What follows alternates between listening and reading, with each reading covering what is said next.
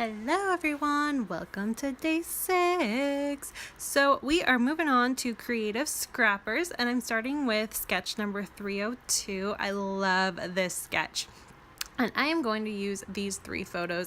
Yes, I'm scrapbooking my son again. I know you guys all probably want to see some layouts that involve Nora. They are coming up. I just happen to have all of these, and these sketches are really working for some Jackson layouts that I actually planned to do before his sister came along, and I never got them done. So these are just photos of him walking in his daddy shoes, sandals, and I love these photos. They're just so fun and playful. And so I am going to go back to my tried and true little by little collection. I love this collection. It has just been so much fun to play with, and I am running out, but I love it anyways. And you can see I am just kind of ripping again, I do not have my trimmer, so I use my ruler to trim things, and I'm just cutting them into triangles, trying to decide what colors and everything is going to work best. It did take me a few tries to actually get the right color combinations down, but what ends up happening is I use that really pretty circle one. You'll see that one. I use the blue, I use the black, and then I also bring in a red kind of pinky color. And those are going to create the smaller triangles that you see within the sketch that I showed you just before this. And I love it. I do end up trimming everything down a little bit just because I wanted that little bit of white space to my layout, and you will see that in a minute. But like I said, this took me a little while to figure out exactly what I wanted, where I wanted it placed, what kind of style I wanted it. I really wanted it to not kind of be in your face that it's there. Like, I wanted there to be pattern there, but I wanted your eye to go to the photos. And so trying to figure out the right pieces of pattern paper to make them coordinate to work to my liking was a little bit difficult. So this is the thing with me in collections. I love collections, and I'm starting to like to use them as just a collection.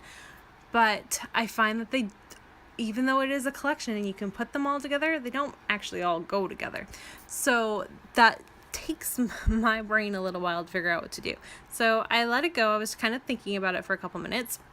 I'm going to trim my photos down first, and I'm just trimming them to 3x4s. They're pretty simple. There's a lot of white space in these photos, so it was no issue trimming them whatsoever. I didn't have any issues whatsoever. And I just trim them all down. I think about my placement, like I said, of my triangles and how I'm going to trim them. I'm showing you right here. I don't trim them very much, just enough so that I can have just a little bit of white space, and it kind of makes it a nice little border around my entire page there. And you can see I did that, and now what you're going to see is I'm going to put on some gesso. I've actually already done that. The gesso's been done. And I'm going to do just a little bit of mixed media. I had fun playing with this. I love mixed media. But I'm using my mermaid markers. Now, these are Jan Davenport markers. And I'm just using a few different colors, trying to mix them all in. And I love the way this turns out.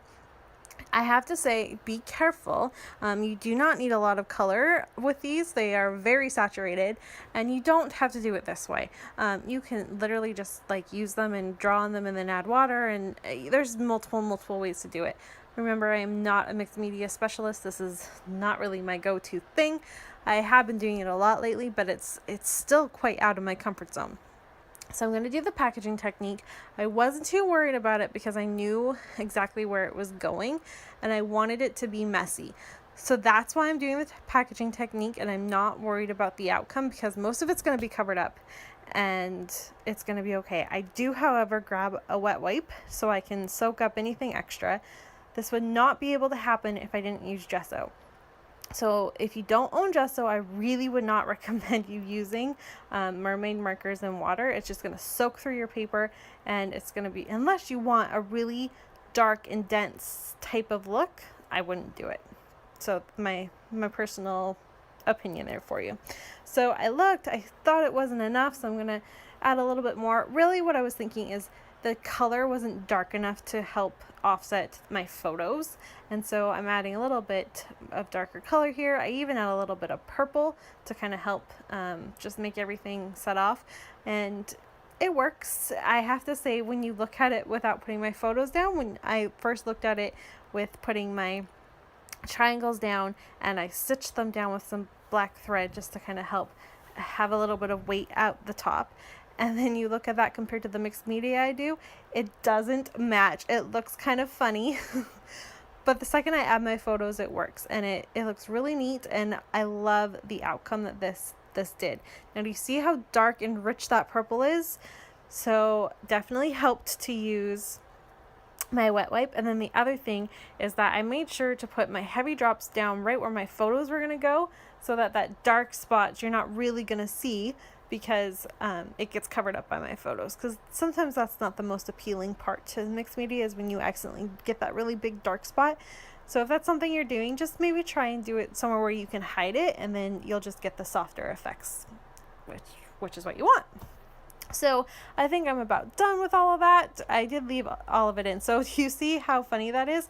I'm going to switch my colors here. I rotate my black triangle, find this nice little pink color. I'm just going to cut that. It really kind of reads as a red in this instance, and that's what I love about this corally color pink, is I can make it pink or I can make it red, and we all know how I feel about red.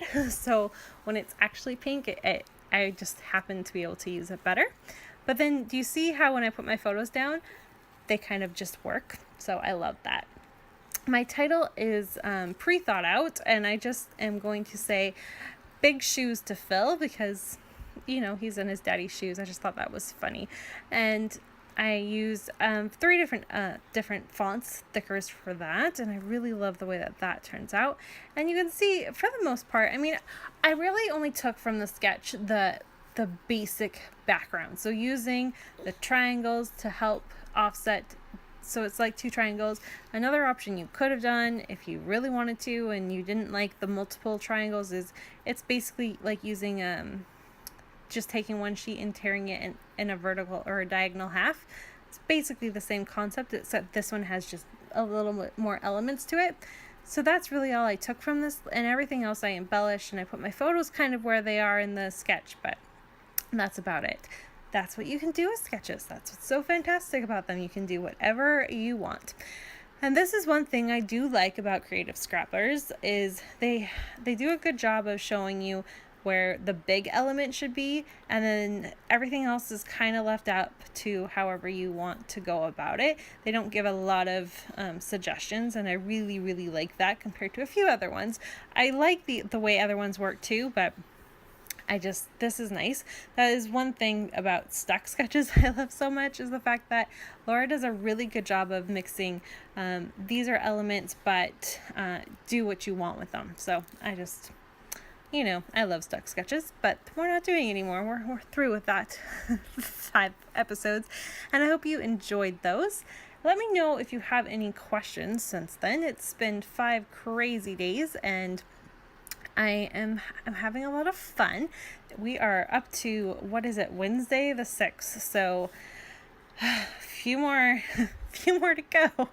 I am trying really hard. These are not all scrapped. I do not have them all done yet. I was trying really hard to get ahead of myself, and life happened. So I am trying to keep on top of it, but I will keep you posted if that doesn't happen. Remember, it's just me. I've got a baby at home. I've got a toddler at home, so I'm just doing this for the fun of it. It's not meant to be anything stressful for myself. So if I find myself getting stressed, I will let you guys know. But I hope you've been enjoying it. And as you can see, as I've been yabbering on there, I'm going to add a little ticket there. I created my own little frame, and I'm going to put my journaling in there. I use another frame to highlight my favorite photo, and I'm going to just take this little cut apart piece here. This is from the ephemera pack from, it's probably Paige Evans. I think it's her Moonstruck collection. And I'm just going to fussy cut it so it fits better, and I'm going to place that right underneath the frame. It was kind of the perfect little touch there. I love that. You're going to see that I take another piece. Oh, I'm going to pop this up on some foam. So that, because the frame is chipboard, so it's got some layers to it, that I had to pop that up on some foam. And then I'm also just going to use and cover up that high 5 in some red, so that is helpful. And I'm going to put the date there. I like that. And then I just do a little bit more embellishing. There's not a whole lot more to this layout. This is basically the way it turns out. I'm very happy with it. It's fun and playful, which is exactly what it's meant to be. The journaling just talks about how funny it was to watch him walk around in these shoes and try to make them act. He totally acted like they were his shoes. It was just so funny. This was summer of last year, so he was 2.5, or not even, it was probably spring of, so 2, so still a toddler. So I hope you've enjoyed this, and I will see everybody tomorrow for episode 7. Bye.